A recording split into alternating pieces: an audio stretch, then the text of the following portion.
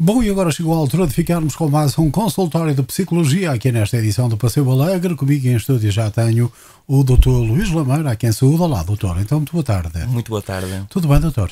Tudo ótimo e consigo. Também está tudo ótimo. Correspondência para esta semana. Chegou-nos então mais uma carta da nossa ouvinte Paula Mendonça, carta que já está aí à sua frente. Penso que já traz umas explicações daquelas que o doutor, digamos que de certa maneira já esperava, não é? Correto. A Paula Mendonça refere que tem medo de andar sozinha na rua, tem medo de ficar sozinha em casa e indica-nos que está a ser acompanhada no Hospital de Magalhães Lemos.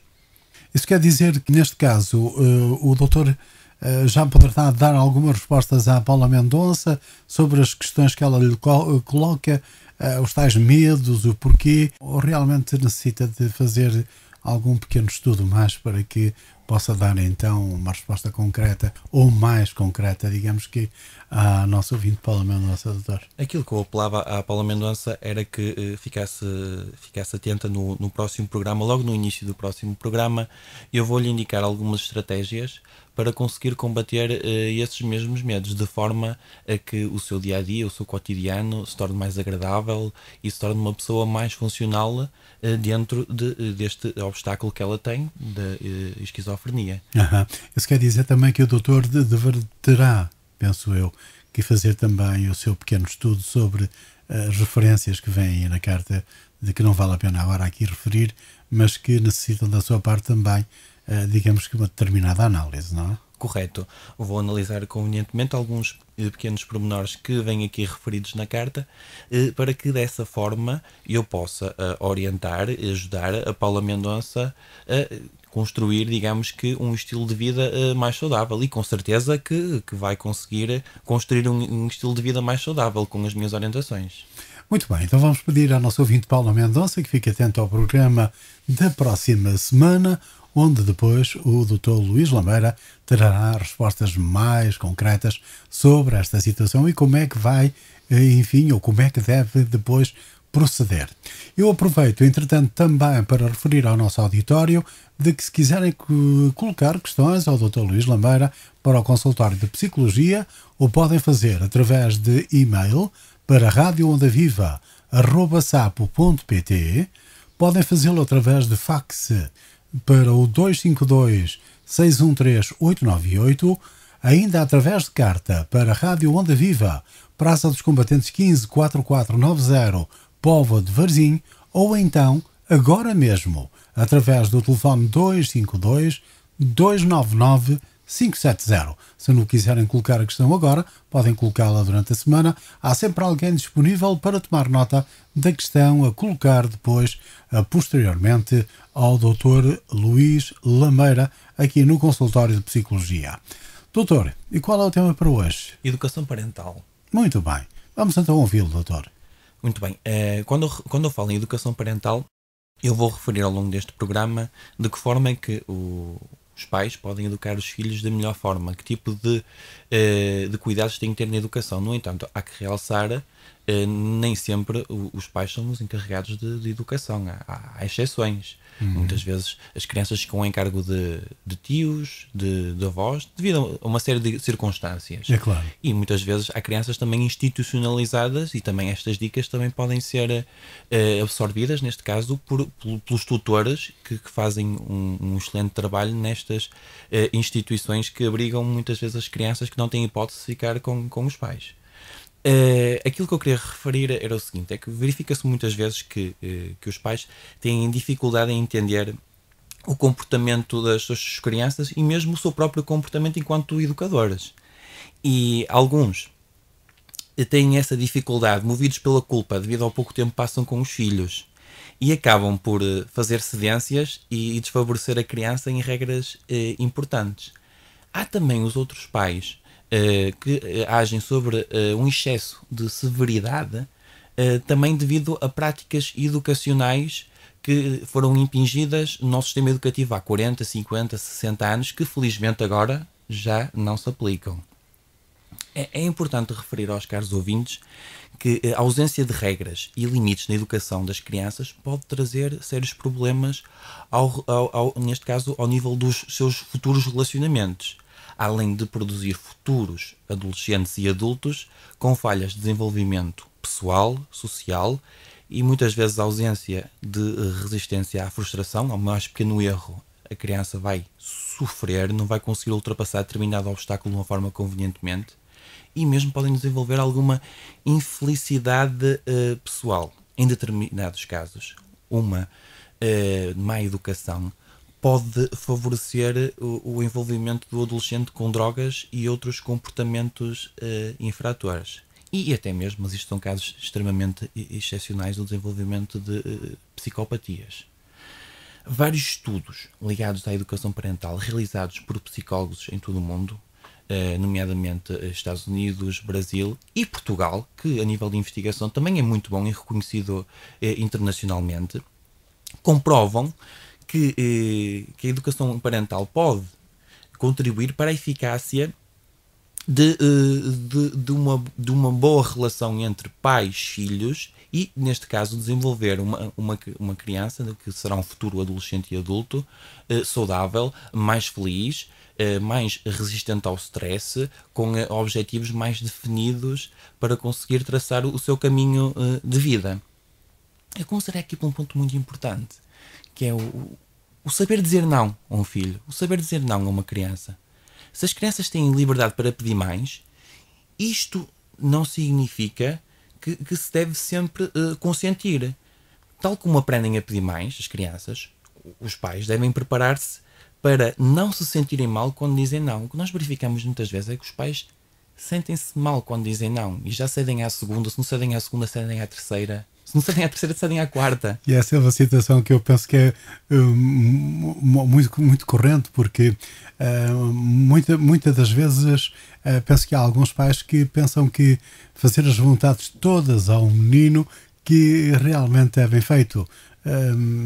Na minha opinião pessoal, acho que também temos que aprender, como diz o doutor e muito bem, a dizer não, porque dar tudo também não é benéfico. Acho que acaba por ser errado. E tocou aí num ponto essencial, porque quando os pais não conseguem dizer não, as crianças passam rapidamente a exagerar nos pedidos. Exato, cada vez mais. E cada vez mais até atingir determinado limite, que muitas vezes o limite não devia ser esse. Doutor, permita-me também esta observação. Penso que pode chegar ao ponto depois, já numa fase de adolescente ou de adulto, de levar à própria infelicidade. Correto, levar à própria infelicidade, levar ao refúgio em drogas, levar ao isolamento social, levar a que um indivíduo tenha 30, 35 anos e não se sinta realizado profissionalmente, claro, porque não investiu para isso, e entre outros fatores que contribuem para essa infelicidade pessoal que referiu e muito bem. E se os pais não são capazes de definir os limites razoáveis, a criança fará mesmo pedidos, poderá fazer mesmo pedidos irracionais. A criança forçará e exigirá até obter o limite bem definido por ela própria, sendo que o limite deve ser definido pelos pais, neste caso. Pois. E quando o limite é atingido, muitas vezes a criança precisa receber um castigo para lidar com sentimentos de decepção, raiva, aborrecimento, tristeza e medo. E quanto mais as crianças conseguem o que querem, mais contrariadas se sentem quando não conseguem o que desejam, neste caso. E é necessário estabelecer limites. E não é tão complicado como algumas pessoas podem pensar.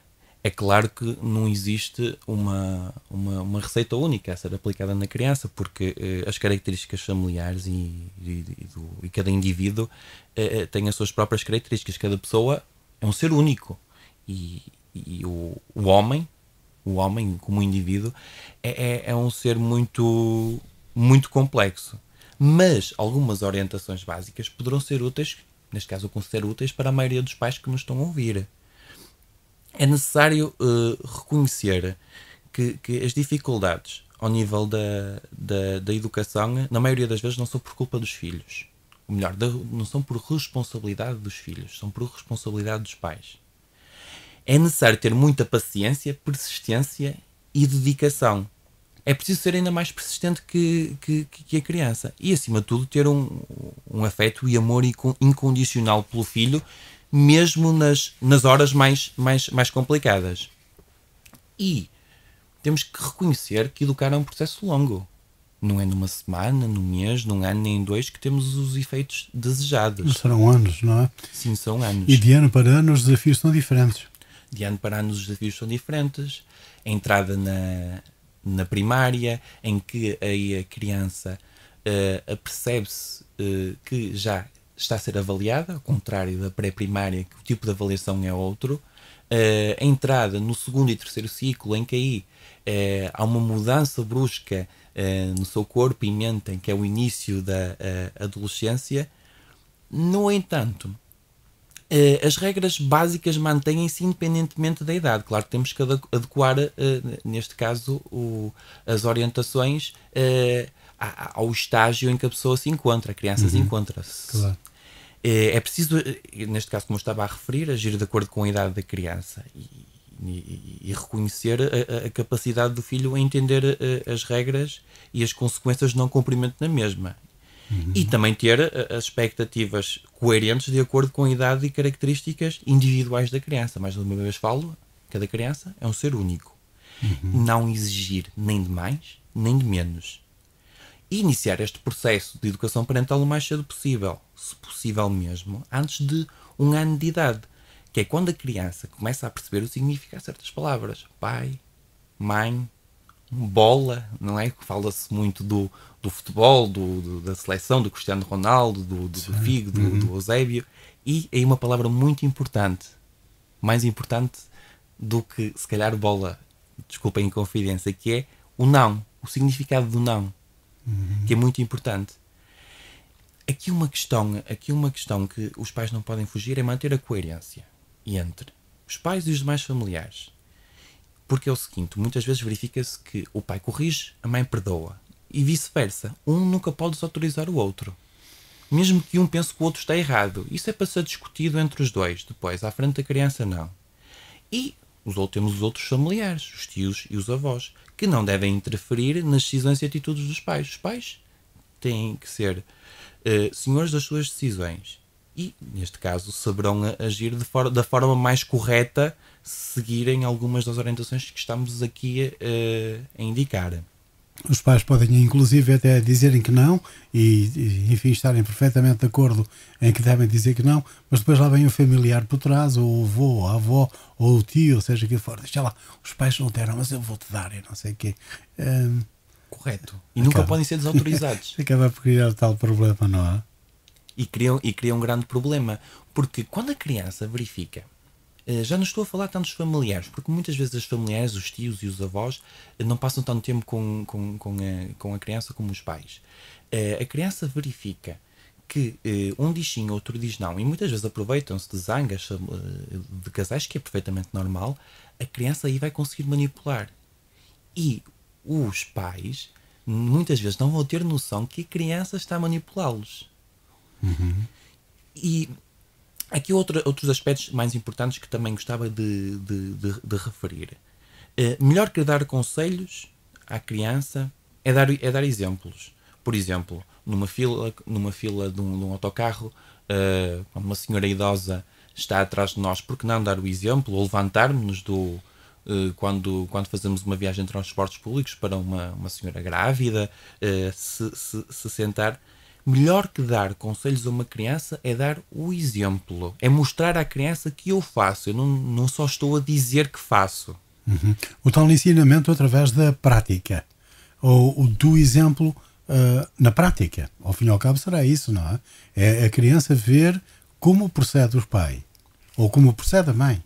Correto. É a criança ver como procede o pai ou como procede a mãe ou outro educador que esteja, neste caso, responsável pela educação da criança. E eu penso que se recorda, eu aqui há 2 semanas referi que um ponto importante para os adolescentes não fumarem era os pais darem um exemplo. Exato. E de preferência não fumarem. E se fumarem, não fumarem em frente ao adolescente. Porque é é um exemplo errado e inapropriado. E as regras devem ser claras, definidas e estáveis. Não vamos alterar de hoje para amanhã as regras. Estabelecer de forma clara o que a criança pode e não pode fazer. Porque se vamos alterar as regras frequentemente, a criança vai confundir na aprendizagem. E não é possível mudar de atitude, a não ser que vá ser algo que vá beneficiar a criança. E mesmo uma pequena mudança de regras tem que ser discutida neste caso, entre o pai e a mãe. E as regras devem ser estabelecidas pensando na adequada educação da criança e não apenas no benefício dos pais. Por exemplo, uma regra. Hoje podes jogar videojogos das 7 às 10. E a criança vai jogar 3 horas seguidas depois de vir da escola. Porquê que muitas vezes há educadores que fazem isto? Porque esta regra vai beneficiar os pais, ou seja, os pais chegam do trabalho e não vão ter o tal encargo de dar atenção à criança e vão, entre aspas, relaxar. Vão ocupá-la. Sim, vão ocupá-la noutras atividades que também a criança podia chegar a casa e naquele espaço que ainda tem antes de dormir e jantar e confraternizar com os pais, poderia muito bem enquadrar-nos aí 30, 40 minutos para, porque não, jogar uma partida de videojogo.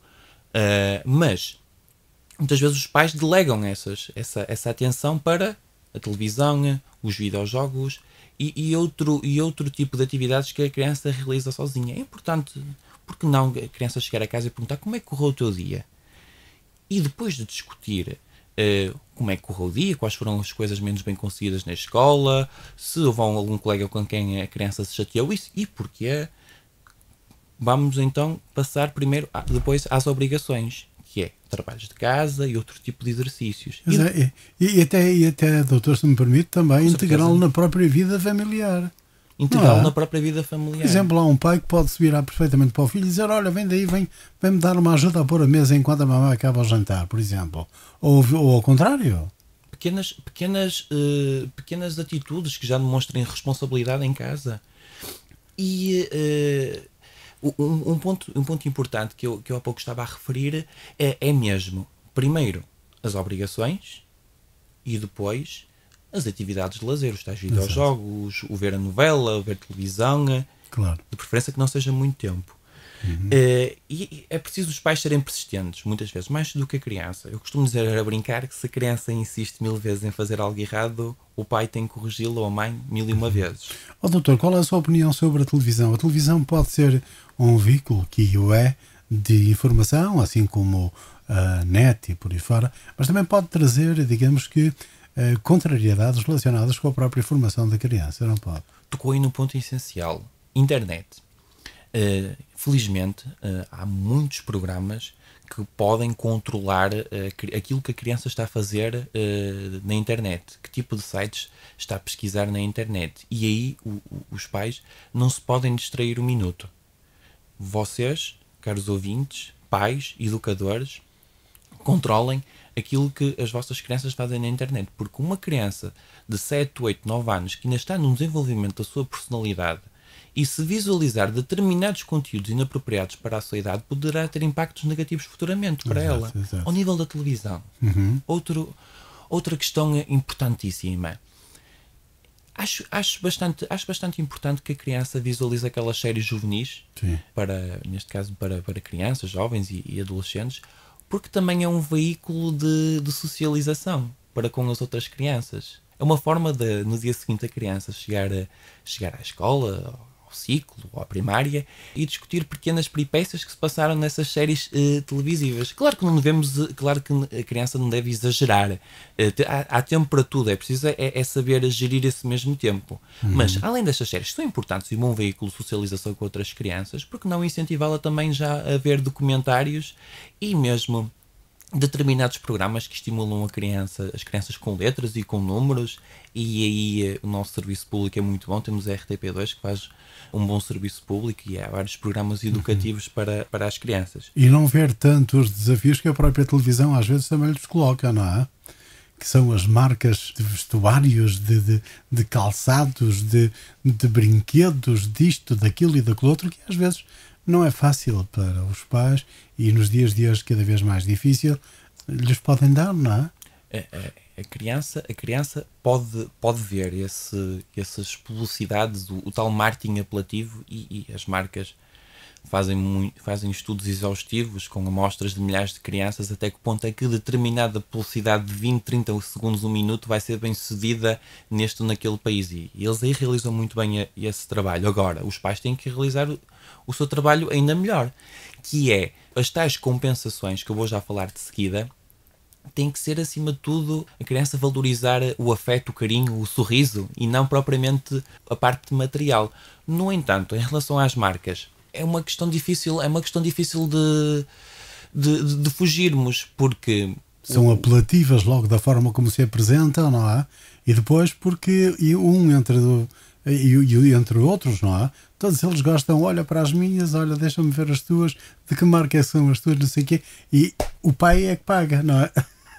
Exatamente. Se o termo é permitido, posto desta forma simples e objetiva, não é? Porque depois eles realmente às vezes exigem um pouco mais do que aquilo que os pais efetivamente lhes poderão, alguns, dar. E nem tudo se deve dar. Nem tudo se deve dar. E as compensações, eu defendo que não devem ser materiais, devem ser com base no afeto, no carinho e no sorriso. Claro. Isso é ponto assente.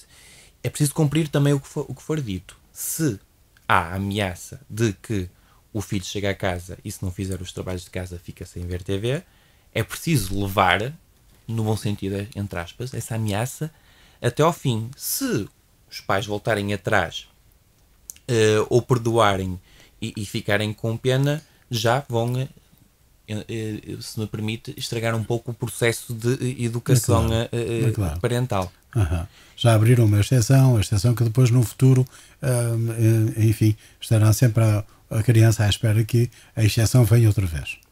Exatamente. E aqui um ponto essencial ainda, que é quando os pais tiverem que criticar a criança, não critiquem a sua personalidade, mas critiquem o ato em si. Sim, sim.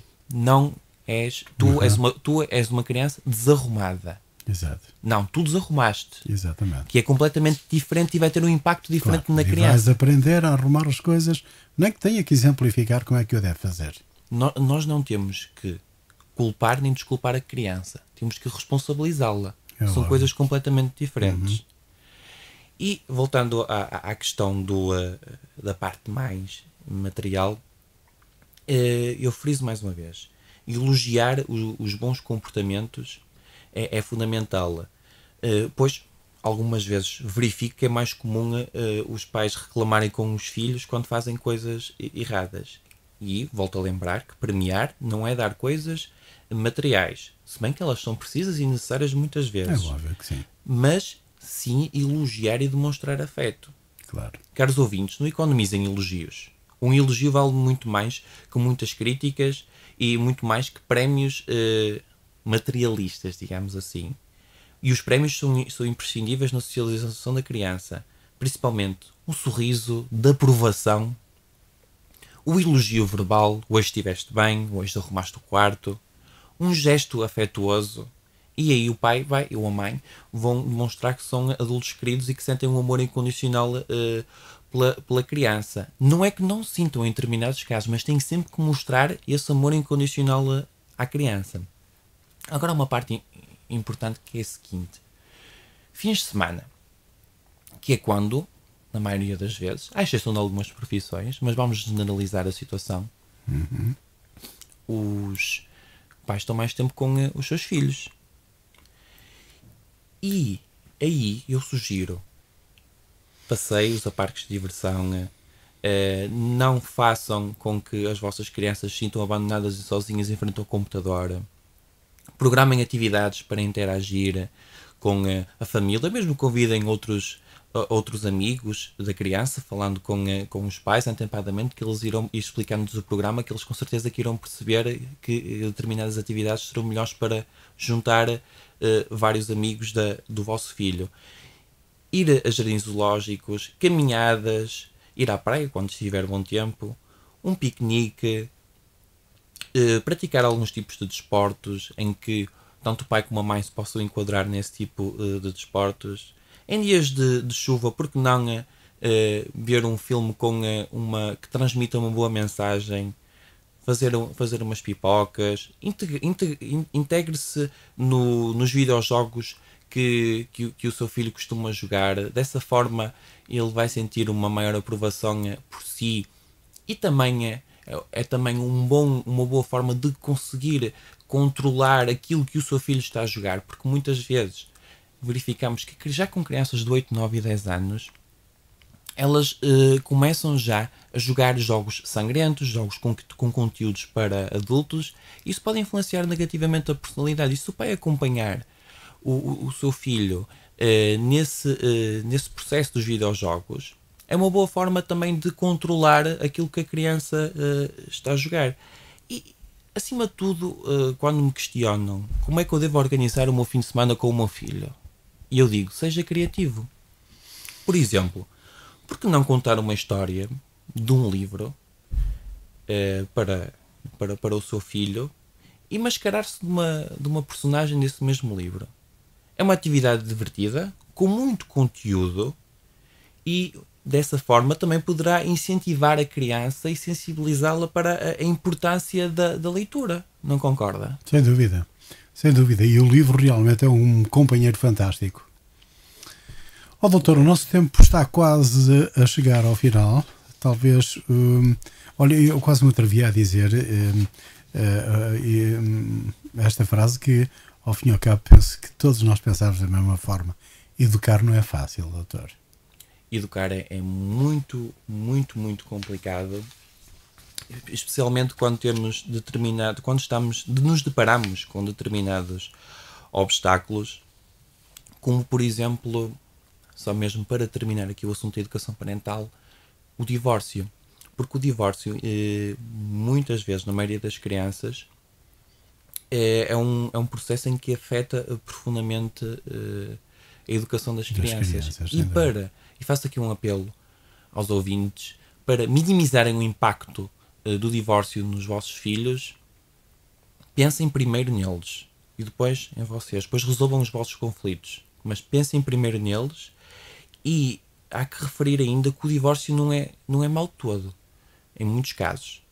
Porque muitas vezes cria-se uma grande tensão em casa, que o divórcio é a melhor solução para, neste caso, a tensão em casa desvanecer-se. Exato, e para que a criança não sofra também.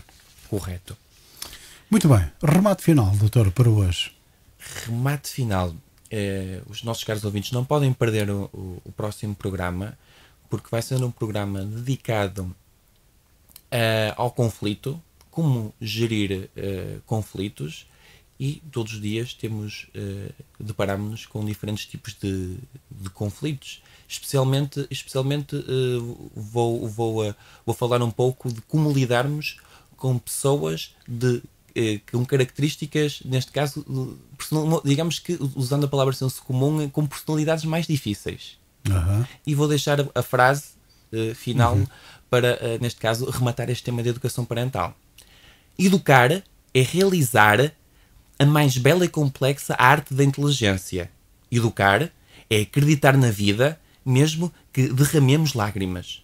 Educar é ter esperança no futuro, mesmo que os jovens nos decepcionem no presente. Educar é semear com sabedoria e colher com paciência. Educar é ser um aventureiro que procura os tesouros do coração. Ora está. A esperança de que o dia de amanhã será sempre melhor e que tudo de mal que eventualmente possa acontecer, amanhã pode ser remediado, não é? E melhorado também. Com certeza. Ó doutor, foi um prazer. Até para a semana. O prazer foi todo meu. Até para a semana. Um abraço. Muito obrigado.